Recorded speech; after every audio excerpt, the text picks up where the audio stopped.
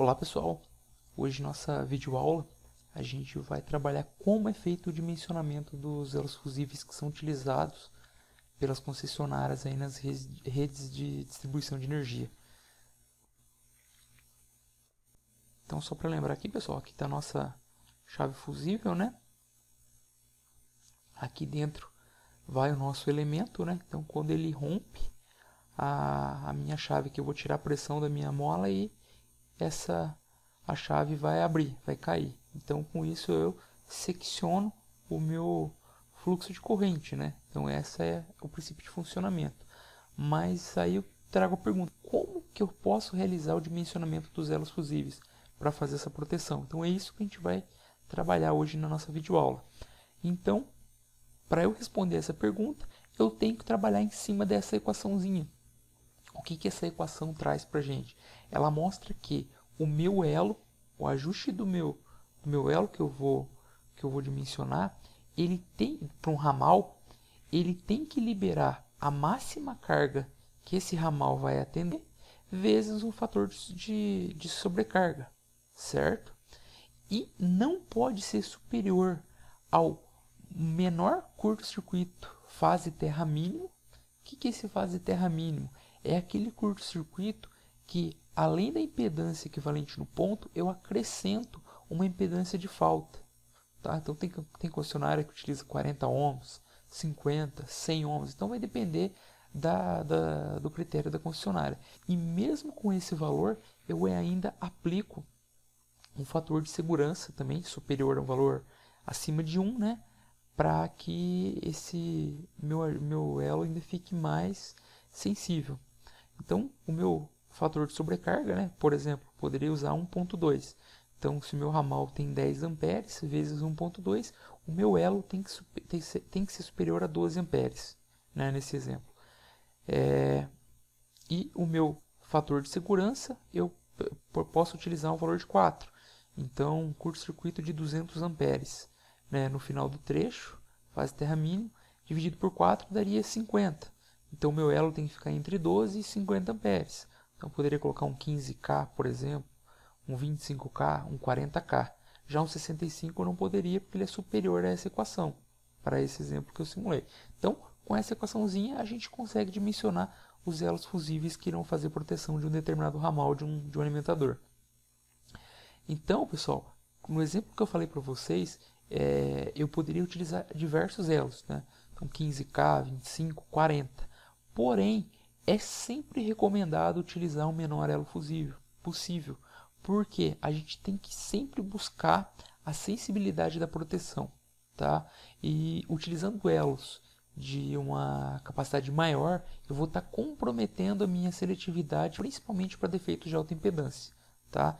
Então tem que tomar cuidado com isso.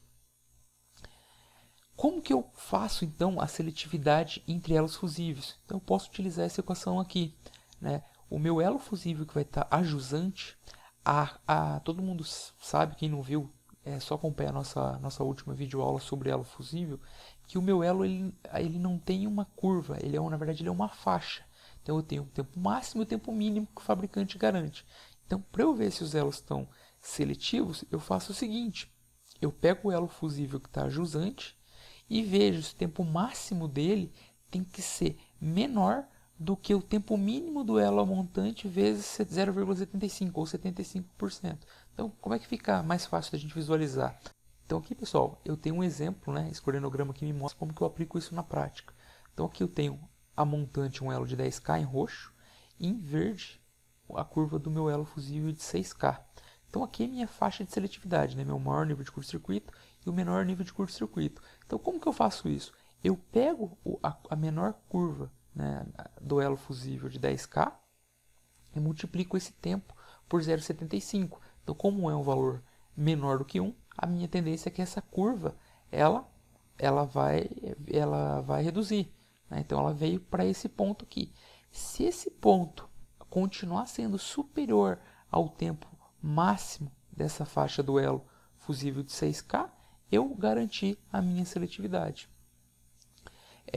Então, por isso que algumas concessionárias acabam utilizando tabelas, né, de seletividade entre os elos fusíveis, né, para determinar quais que eu posso utilizar em função do nível de curto-circuito, né? Outra coisa que também hoje existe, né, alguns softwares de proteção que fazem a proteção do sistema de distribuição, ele já te dá esse valor e inclusive te mostra se os elos fusíveis estão seletivos ou não. Então você determina esse percentual. Ah, eu não quero usar 0,75, quero usar 0,6. Então você consegue trabalhar com isso. Uma coisa que é muito importante a gente trabalhar é o seguinte, que eu posso assumir certo percentual de descoordenação. Em alguns casos a gente vai observar que o elo fusível para nível de curto-circuito muito alto, acima de 1000 amperes, eles vão atuar ao mesmo tempo.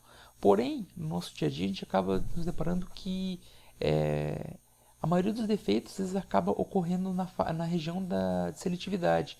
Então eu posso assumir um certo percentual. Então vamos supor, de toda a faixa de seletividade eu vou adotar que 30% de descoordenação eu vou assumir, eu vou deixar. Então esse software até acaba você podendo setar esse valor, né? Então eu tenho que levar isso em conta, porque senão eu vou ter que colocar elo muito alto. Então imagina eu ter que coordenar um ramalzinho ali e eu vou ter que colocar um elo de 6K e um elo de 40K, 65. Então isso fica inviável. Melhor é você laminar do que colocar um elo de 65K para fazer 100K, fazer proteção de um ramal, né? Provavelmente para defeitos envolvendo a terra, esse 100K não vai atuar nunca, né? Então, já vi casos onde a gente assume, né? Para que eu vou colocar um elo de 100K, um 6 e um 100? Posso deixar um elo de 6 e um 15. Né? Se na grande maioria da parte ele vai ficar seletivo, principalmente para defeitos envolvendo a terra, eu assumo essa descoordenação para um defeito trifásico. Né? Qual que é a chance de acontecer um defeito trifásico e uma chance de acontecer um defeito monofásico? Né? A probabilidade é muito maior do fase terra. Então, isso aí tem que se levar em conta quando for fazer a seletividade entre elos fusíveis. Só para finalizar, vou falar um pouquinho de como é feito o dimensionamento de elo fusível para proteção de transformador, né? Então, na rede de distribuição, os elos fusíveis são amplamente utilizados, né? E a maioria das concessionárias possuem já esses valores tabelados. Então, aqui eu trouxe um exemplo, né? Por exemplo, eu tenho uma concessionária que trabalha com um sistema 13.8 em delta. Então, olha aqui, como a gente viu na última aula. Para transformadores de pequena potência, eu acabo utilizando elos fusíveis do tipo H. Já transformadores aqui trifásicos, né, mas com potências mais elevadas, né, ao 112,5, eu já trabalho com elos fusíveis da ordem K. Né? Então, aqui é o 75, é o 5H. O próximo, né, se for um 112,5 meu transformador, eu já faço a proteção dele com 6K. Mesmo se for na rede de 33 kV, né, mas aqui como aumentou a tensão, né, minha corrente vai reduzir, então eu vou usar elos com uma capacidade menor. Então, para transformador de pequena potência, é muito comum ser utilizado elos fusíveis tipo H. Tá? Já os elos de maior potência, transformadores de maior potência, eu vou ter que trabalhar com elo K. Então, como que a gente pode fazer, né, se eu não tenho tabela, como que eu posso utilizar? Então, vocês podem utilizar essas equaçõezinhas. Se eu estou trabalhando com um sistema monofásico, né, que são transformadores monofásicos, prêmio primário em delta, como é que é isso? Um exemplo. Vamos supor, no Paraná, o sistema da concessionária de distribuição lá da Copel 3.8 é em delta. Então o monofásico, na verdade, é a 2 fios, né? 3.8. Então, o meu transformador de 15 kVA seria 15 kVA dividido por 13.8 vezes o fator de sobrecorrente. Já um sistema que trabalha em 34,5, mas ele é em estrela terrado. O monofásico dele vai ser 34,5 dividido por rede de 3, 19.9 kV. Né? Então aqui eu vou trabalhar com essa equação. Já para sistemas trifásicos, aí eu vou usar a equação normal. Né? Minha corrente nominal vai ser a potência dividido por raiz de 3 vezes a tensão. E lembrando que eu sempre tenho considerar esse fator de sobrecorrente. Esse fator de sobrecorrente, naquelas tabelas anteriores que eu mostrei, as concessionárias utilizam um fator de sobrecorrente de 1,5. Eu, particularmente, já fui contra, né, algumas reuniões que eu já participei, né? Mas por que, minha opinião, não precisava ter um valor de 1,5 ou um valor tão alto assim? Por quê? O próprio elo fusível, como a gente viu, ele já possui a característica de atuar com o dobro da corrente nominal. Então você já tem um fator de sobrecarga. E quando você coloca mais esse fator de 1,5, você acaba deixando seu transformador sujeito a uma sobrecarga muito grande, né, tá?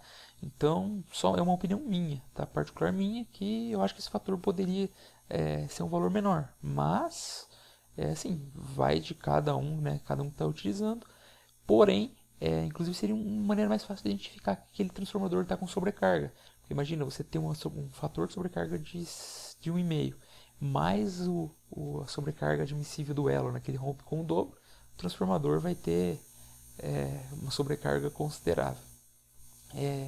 Mas caso a gente adotar um valor menor, tem que tomar cuidado.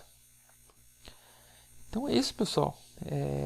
Obrigado pela atenção de todos, né? Se tiverem dúvidas aí, é só deixar os comentários aí que a gente vai tentar responder. Não esqueça aí de, se puder, compartilhar essa videoaula. Se quem ainda não está inscrito no nosso canal, se inscrever e também acompanhar a gente no Facebook. Então, até a nossa próxima videoaula.